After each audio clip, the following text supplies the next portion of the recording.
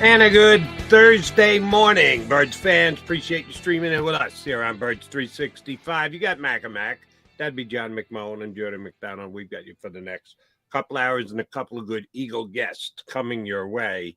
Johnny Mac, yesterday after you and I wrapped this bad boy up, you had a chance to head over to South Philly and get some info, opinion, insight out of guys who are directly attached to Philadelphia Eagles. That would be their coach, who was made available to everybody, and all the players had quality clubhouse time yesterday. You sure you didn't come out with something, John? You didn't catch anything? You never know, man. You know, locker rooms are shaky when it comes to germs. So, yeah, you got to Purell up when you get out of there. No doubt about it. Purell up. I like that phrase. I don't know that I've ever heard that before. All right. No. Out of all the guys that you got, either as a group or individually, when you get into the locker room, anybody give you anything of significant substance?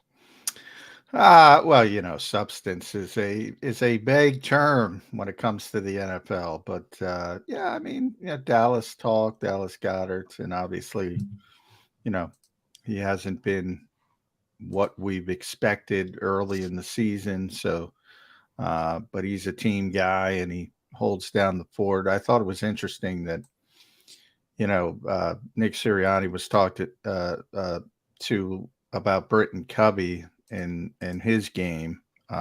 So Britton was there, and boy, man, I mean, he has turned into one of the best punt returners in the NFL, and it's weird. I always say, you get to talk to callers all the time on WIP, so you get a closer view of the fan base. I talk about it's always bizarre to me how they latch on to some players and sort of dismiss others. And, you know, Britton Covey got dismissed very early in his career here when he had a slow start. And I don't know if anybody hasn't noticed, but he has led the NFL in everything when it comes to punt returns since basically week 13 of last season. So half a season.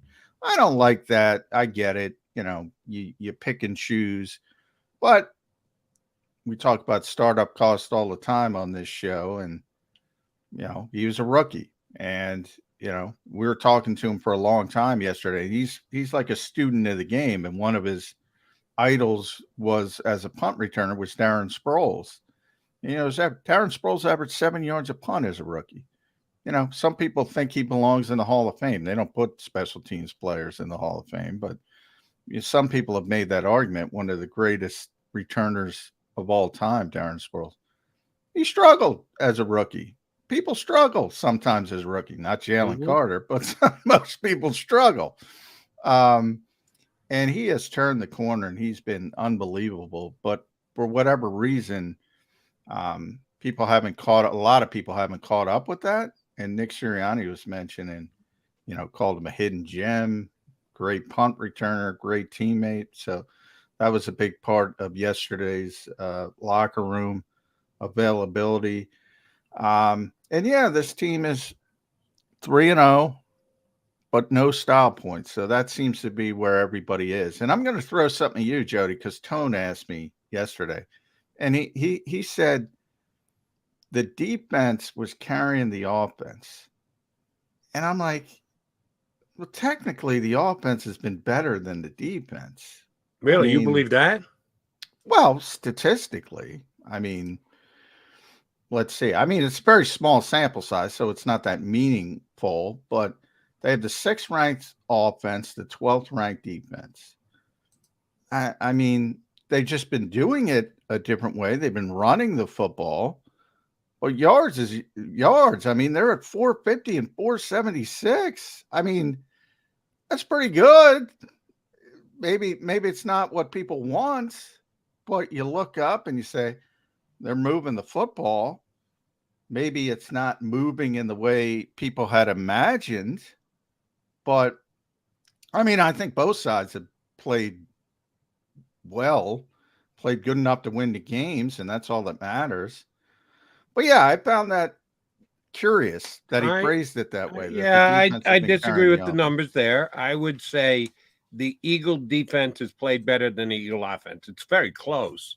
I already forgot the phrase. I apologize. The tone used that you were carrying. Was that what you said? Yeah. The defense? Carrying. No, I wouldn't go, because carrying to me means it's not close. It means like one is doing the great majority of the heavy lifting and the other is along for the ride. That's not the case here. I think they're very close as to who's been better, offense or defense. But I would suggest the defense has been slightly better than the offense. So I guess I'm finding a middle ground between you and Tone. And that would lend itself to my question to you. Out of the two new offensive coordinators that we knew we were going to have to judge as soon as the season started, Eagles lose both of their coordinators last year and replace one with an outside guy, one with an inside guy. But we're going to have to get a feel for them. Well, we've got 3 games under our belt now. Who do you think's done a better job, Brian Johnson or Sean Desai? Well, I think they've both done a good job, but I would think I would lean toward Sean because he had more uncertainty. The Eagles' offense was supposed to be good. The Eagles' defense, we didn't know because there was so much change. There was so much turnover, 5 new starters. Now, he's also had the luxury of, even as much as I've talked up Jalen Carter, I didn't expect him to be this good this early. So, that's when you get a player like that, it changes a lot of things. But I think from the expectation standpoint, I would go with Sean. I think it's ironic that they've both been the same. Both the Eagles are number 2 in rushing offense, number 2 in rushing defense. Number 1, sorry. So they're number 1 in stopping the run. They're number 2 with the run game. And they've struggled with the pass on both ends. They're 23rd offensively. They're 25th defensively. Points per game, they're 7th offensively. They're 9th defensively. They've struggled on third downs defensively, 25th in the league. And they struggled in the red zone, both offensively and defensively, 25th offensively, 26th defensively. It's almost a carbon copy. It's weird. But, yeah, I mean, the defense has got to be carried by the front, and they largely have been. And that front is unbelievable. But they kind of carry the back 7. The offense, I think, is a little bit disappointing because they have stars all over the place. Nobody has to carry anybody, and they haven't gotten the passing game going. But, I mean, they haven't gotten the passing game going because they haven't needed it. They're just running the football. So I'm not sure I'm that concerned about it. And doing so very successfully, running the ball. Here's why I think the shot, again, I apologize. I got short-term memory loss. What was carrying? Carrying. The term that Tone used. I would say Desai is carrying the coordinators because he's had to deal with injuries too. The offense has stayed healthy. One Quez missed game this past week, and we could debate how much missing Quez is actually a deterrent to the offense. Nakobe Dean goes down, plays 1 game, done. Blankenship, your best safety, out for a game.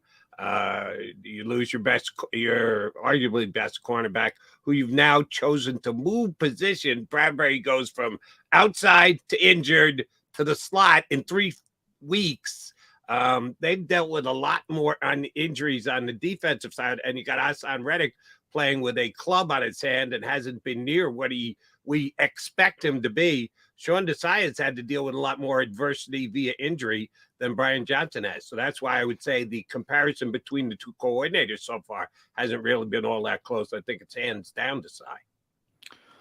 Yeah, I think it's a lot closer. I mean, the Eagles didn't play. I think it has relation to players. Like, we think more of Nakobe Dean, but technically he's not proven. But I think most of us think more of Nakobe Dean than Quez Watkins or Kenny Gainwell missed week 2 as well. If you talk about in games, people playing through things, Landon Dickerson had to come out for, the game was over. It was more of a precautionary thing. So you have some of the things. I would say, yeah, the defense has suffered a little bit more, but I think people forget about the offensive injuries because they don't care about them, because Alameda might be better than Quez Watkins, and Kenny Gainwell, DeAndre Right. Swift has The been proven to significance be of the better. player is part of the Yeah. conversation, and the offense hasn't missed any significant players so far. The defense, Well, would you not call Avonte Maddox a significant player on the defense? I would, but you can argue that the replacements on defense, Nick Morrow making a big play, playing well, um, but nobody thinks highly of Nick Morrow. So I mean, they played well. They played much better in Tampa than they played against Minnesota. Injuries, and that has a lot to do with the quarterback and all that kind of stuff. So it's such a small sample size.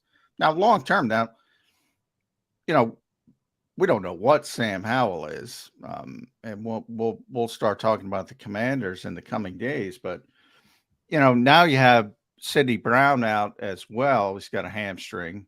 They had a walkthrough, so it's an estimation. He didn't practice. Justin Evans didn't practice. Estimation with the neck injury. All of a sudden, you got two safeties on this roster that are healthy. If they're not going through walkthrough, I find it very hard they're going to practice today. Hard to believe. Do we consider Sidney Brown in the same breath that we considered Nakobe Dean unproven? Yes, of course he's unproven, but he played well in his first opportunity in Tampa. Everybody played well, but did they play well, or was it the front? It's sort of like the front is so dominant, or was so dominant in Tampa Bay. Like you saw, and again, I'll say it again, small sample size. Against Minnesota, they got gashed. They were 29th in the NFL in passing defense coming out of that game. They got gashed. Now, part of it was the score. Part of it was, but the quarterback can throw the football. We've had this discussion. He puts up big numbers. He always does. The receiver is on his way to a record if he stays healthy. He's going to shatter it as they lose every game, by the way. So that tells you what that means. But what that game proved is if you can hold up in pass protection, you can throw on this secondary.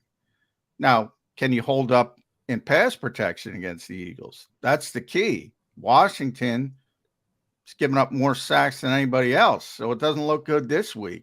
But at some point, there's going to be somebody who at least holds up and at least gives a decent quarterback time to throw the football. Can that back seven hold up in that instance? I don't know. I think that's a fair question to ask. I know the front's going to be good. So I have no questions about that. But I still have questions about the back end. I think Brian's working more with talent-wise than Sean. So that's why I give the advantage to Sean. And, oh, by the way, the front of the defense is part of Sean Desai's defense, too. If we want to question the back seven, that they're not as good as the front 4 or 5, everybody can see that. But Sean Desai gets to oversee all of them, and he takes grief if they don't perform. He should get credit when they do perform. So the front should be part of our evaluation of Sean Desai. And yeah, I think the Eagle defense has been better than the Eagle offense so far in the first 3 games. And part of that is, as you correctly point out, expectations. Yeah. We expected more out of the offense, and they haven't delivered yet to the maximum effort, or as the word Jalen. But see, you're savvy, Jody. You're grading on a curve, which I'm fine if people say that. But understand you're grading on a curve because you expect more out of the offense. The offense is technically, when you compare it against the rest of the league, has been better than the defense when compared against the rest of the league. Well, I'm hoping that our streamers people tuned in are as savvy as yours truly. That sounds braggadocious, doesn't it? Is what it is. The offense was expected to be bad. They were just better last year. So with all the defections, with the turnover, now I got to correct you again. Technically, the defense was better last year. The defense was ranked second The offense was ranked third. Now, when you're in the top 5, that means you're really good on both sides of the football. But technically, the defense was better than the offense last season.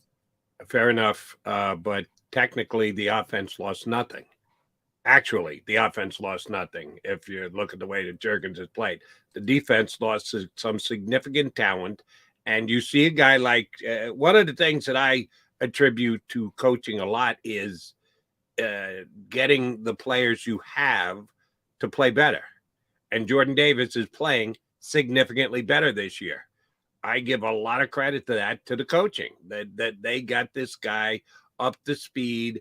Certainly the experience is going to help, and if you play, you get experience. But I think coaching has done a hell of a job with him, and because Jalen Carter has made more splash plays, I think that what Jordan Davis has done is kind of flying underneath the radar. He's been one of the best defensive tackles in football, and oh, by the way, he gets tackles. Jalen Carter's got like 4 or 5 tackles. He's already got 10 tackles. He's got twice as many tackles, which last year I remember my partner telling me week in and week out, well, don't judge your stats because that's not what he does. He eats up blockers, and that makes it easier for the linebackers. Well, I'm gonna. He's actually getting tackles. I'm gonna tell you to the day I die that tackles is the most useless stat in the history of football. Because, especially with linebackers, I mean, are you tackling 7 yards downfield, or is it a tackle for loss? Is it a stop, which, means it's the stop stat means it's a positive for the defense versus a negative for the defense. I mean, just raw tackles. Now, Jordan Davis, I'm with you, has been phenomenal. I think that's the classic startup cost thing that Jim Schwartz would talk about. He's more comfortable. He understands. He talked about this extensively in training camp. That year 1 to year 2 jump is usually enormous with really talented players, and it's been enormous with Jordan Davis. And then with Jalen Carter, and that just tells you how good Jalen Carter has been. I mean, rookies don't do this typically. He's dominating. He is dominating these games. He is wrecking plays. The old defensive sort of talk of the ability to wreck a football game. Jalen Carter has been that player for the Philadelphia Eagles. And I see we've lost Jody, so we'll see if he can get it back. Our buddy Ed Kratz is waiting. I see him in the green room. So we're going to take a break right now. More Birds 365. Ed Kratz from Sports Illustrated. Game Day Ed a little bit early this week. Go to get your